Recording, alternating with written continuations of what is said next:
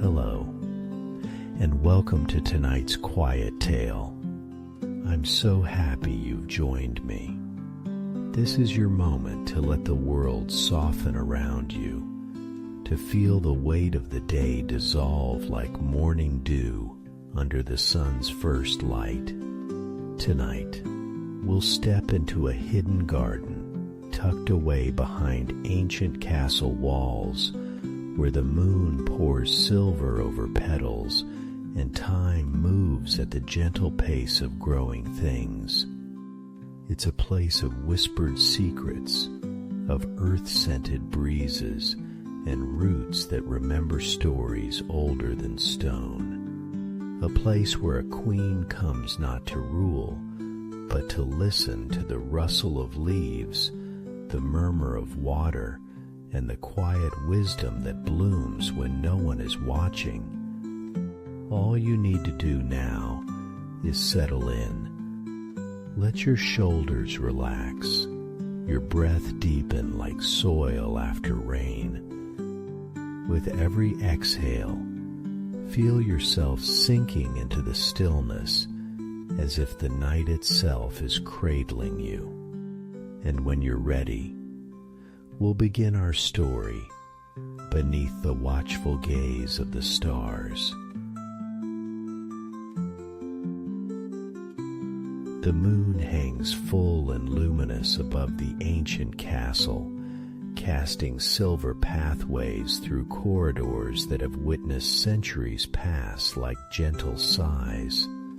Within these weathered stone walls, where ivy climbs towards starlit windows and moss softens every corner, there exists a sanctuary known only to one soul. Queen Elara moves through her private chambers with the weightless grace of someone who has learned to carry burdens invisible to the world.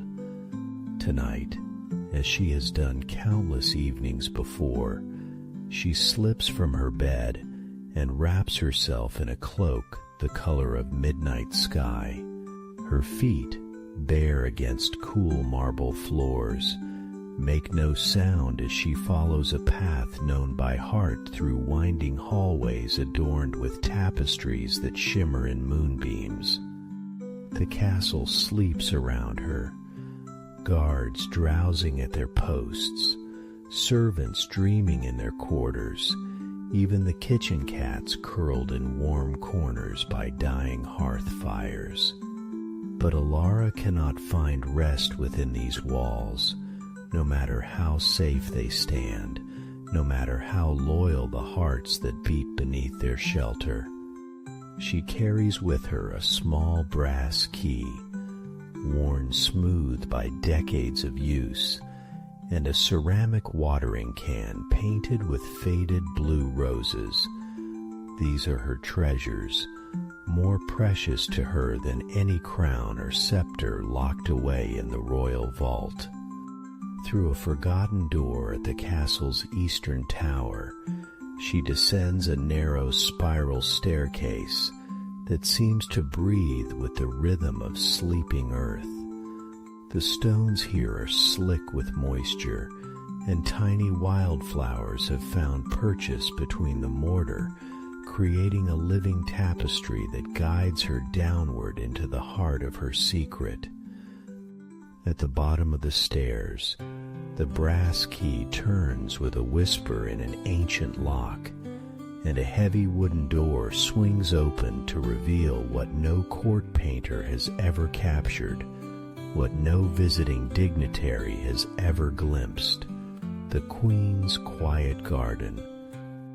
Here, in a hidden courtyard embraced by castle walls and open to the star-drunk sky, exists a world apart from the weight of kingdoms and the endless decisions that kingdoms demand. The garden is not grand or formal, with no geometric hedges or fountain sculptures to impress ambassadors. Instead, it grows wild and gentle, like a secret poem written in living letters across the earth. Moonflowers bloom pale and luminous among climbing rows roses that have forgotten their original colors, now painted silver by starlight. Lavender bushes release their dreams into the cool night air, while jasmine vines trace love songs up the castle walls in languages older than memory.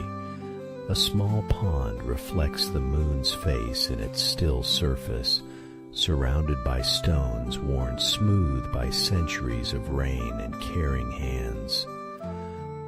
Elara sets down her watering can beside a wooden bench, weathered to the softness of silk, and she breathes deeply for what feels like the first time all day.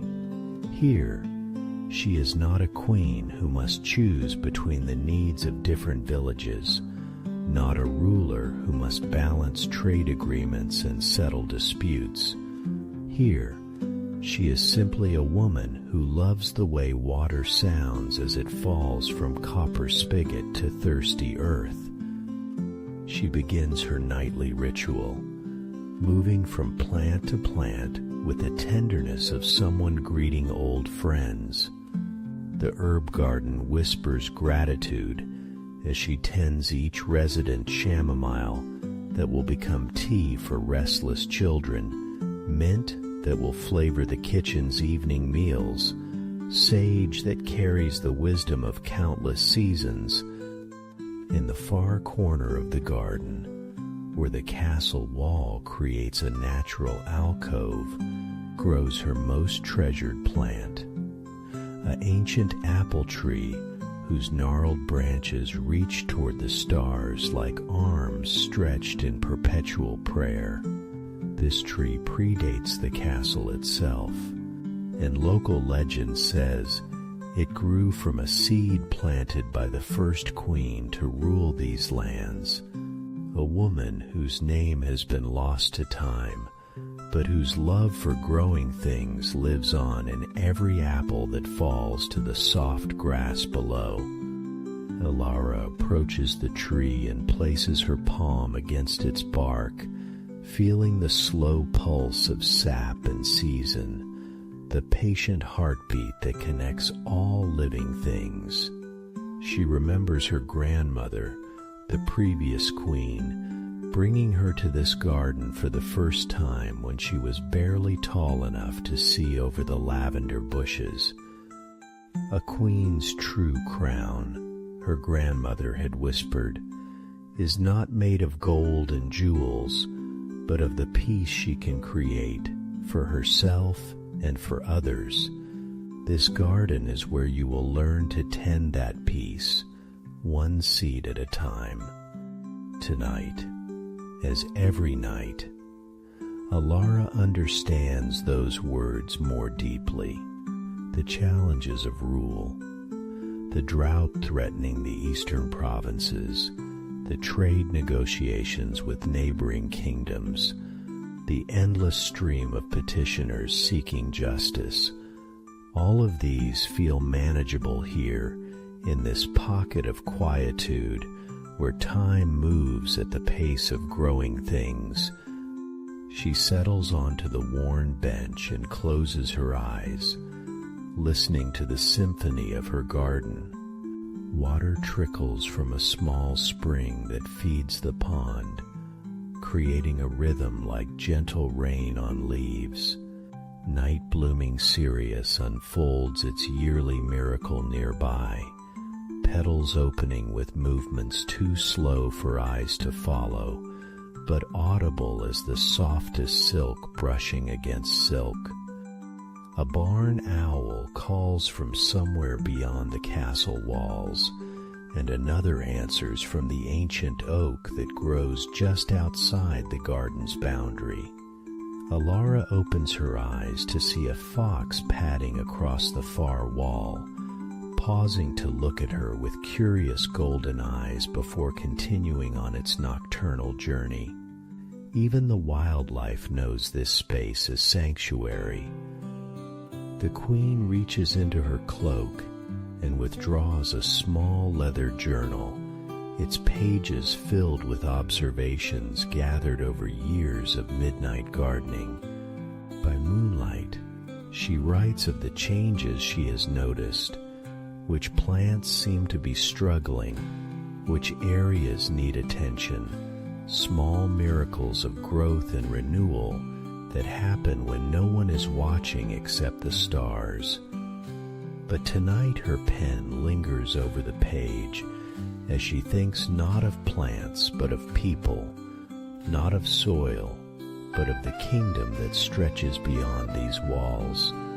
She writes of her hopes for the villages facing drought, sketching ideas for irrigation systems inspired by the way water finds its path through her garden.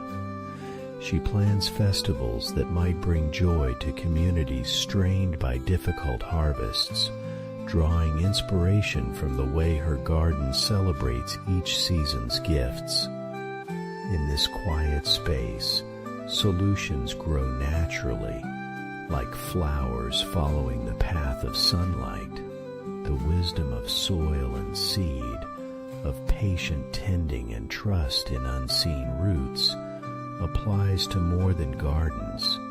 A kingdom, too, can be nurtured with the same gentle attention, the same faith in small, consistent acts of care. The moon travels its silver arc across the sky as Elara tends and thinks and dreams. She deadheads roses by touch, knowing each bloom's location by heart. She pulls weeds with the meditative focus of someone performing a sacred ritual. She whispers to the plants, not because she believes they understand words, but because the speaking soothes something deep within her own heart. Near dawn, when the first pale hint of sunrise begins to soften the eastern horizon, Elara makes her way to the garden center, where a small fountain bubbles quietly, fed by an underground spring that has never failed, not even in the driest summers. The water flows over smooth stones, creating music that has lulled her to sleep on countless nights when sleep seemed impossible within the castle's formal chambers. She kneels beside the fountain and splashes the cool water on her face, washing away the last residue of the day's concerns. In the water's surface, stars still shine, though they grow pale with approaching dawn. Looking at her reflection, she sees not the formal portraits that hang in the castle's great hall, but a woman whose hands know the feel of honest earth, whose heart beats in rhythm with seasons and cycles older than crowns. As the sky lightens from black to deep blue, to the softest gray, Elara knows her time in the garden is ending for another night. The castle will wake soon, and with it will come the return of duties and decisions, the weight of caring for thousands rather than the simple pleasure of caring for soil and seed. But she does not feel heavy as she gathers her watering can and prepares to climb the spiral staircase. The garden has worked its quiet magic once again, filling her with a peace that will carry through the coming day, a rootedness that no storm of political challenge can shake. She pauses at the garden gate to look back at her sanctuary, memorizing once again the way moonlight transforms familiar plants into silver poetry, the way shadows create secret spaces where mystery thrives alongside mint and roses. Tomorrow night, the garden will be here, waiting with its patient wisdom and unconditional welcome. The heavy door closes with a whisper, and Elara climbs toward the sleeping castle, carrying with her the scent of jasmine and the sound of water finding its way. By the time she reaches her chambers, the first servants are beginning to stir, and soon the castle will hum with the business of another day. But in her heart, the queen carries the quiet garden always, its lessons of patience and growth, its reminder that the most important victories happen not in throne rooms, but in small spaces where love is tended daily, where wisdom grows from the simple act of caring for life in all its fragile, determined forms. She slips back into her bed as naturally as a stream returning to its course, and finally, held by the memory of earth and starlight, Queen Elara finds the sleep that has eluded her within castle walls, dreaming of gardens that stretch beyond any kingdom's borders, tended by countless hands under the same patient moon.